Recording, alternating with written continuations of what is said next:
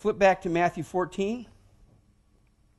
They tell almost the same exact story, but Matthew includes this part. He says, during the fourth watch, on chapter 14, verse 25, during the fourth watch, that is 3 in the morning of night, Jesus went out to them walking on the lake. When the disciples saw him walking on the lake, they were terrified. "It's a ghost," they said, and cried out in fear. But Jesus immediately said to them, "Take courage, it is I, don't be afraid." Peter says, look, now Peter's the oldest one. He's the leader of the group. Make note of that. He's the oldest one, and he's the leader of the group. He says, "Lord, if it's you," Peter replied, "tell me to come and join you on the water." Jesus says, "Come." Peter got down out of the boat, walked on the water, and came toward Jesus. But when he saw the wind and the waves, he was afraid and beginning to sink, cried out, "Lord, save me." Immediately Jesus reached out of his hand and caught him. "You of little faith, why did you doubt?" Then he climbed in the boat, the wind died down, and they went about. The rest of the story continues. They went to Gennesaret. Now right here is where typically we want to hear the message of get out of the boat, move forward in courage. We've heard those messages, we've read those books. And the idea is, look, get out and walk on water, trust Jesus, keep your eyes focused on him. Right? And I so badly want to preach that. Well, I don't think that's what this is talking about.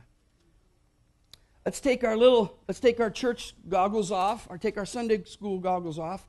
I need 12 chairs.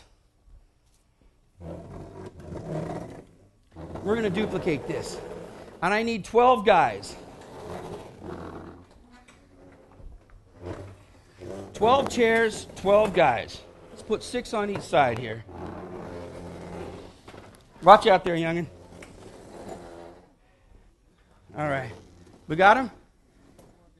1, 2, 3, 4, 5, 6, 7, 8, 9, 10, 11, 12. 2 more right there. You can put that one out. All right, now we need 12 guys to sit in these chairs.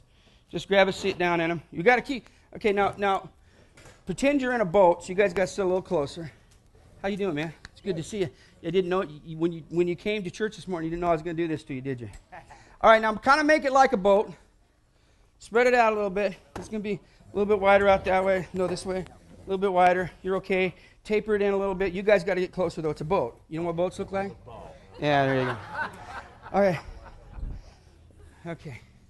Come back this way. Scoot up forward just a little bit. Now, these boats in this culture were about 27 feet long. So this is probably not exactly right. And they're about 7.5 feet wide. Okay? So they're not very big boats. And they're open. There's not like, it's not like a cab you can crawl down underneath it when the storms get bad. It's just this open boat. And you're rowing. Okay, so everybody row.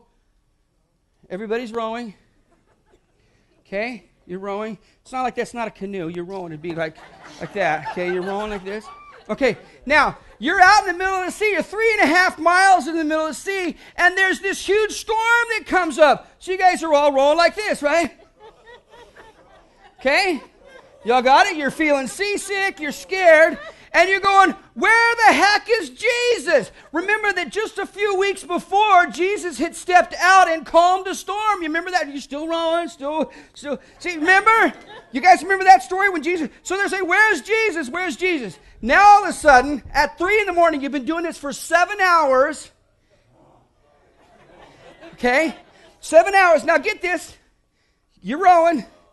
Jesus just walks by. Jesus just walks by. Now, if Jesus' intent is to rescue his disciples from this terrible storm, don't you think at some point he would have said, it's okay, guys. I'm here. Everybody settle in. Keep rolling. But he doesn't do that. He walks by until they say it's a ghost. And Jesus goes, no, you idiots, it's me. I've been with you for 2 years now. Still rowing. Now get this. Peter, who's the leader of the group. What does he do? His team is floundering, rowing, storm, scare. Peter says, Jesus, if it's you, let me out of this boat because we're all going down.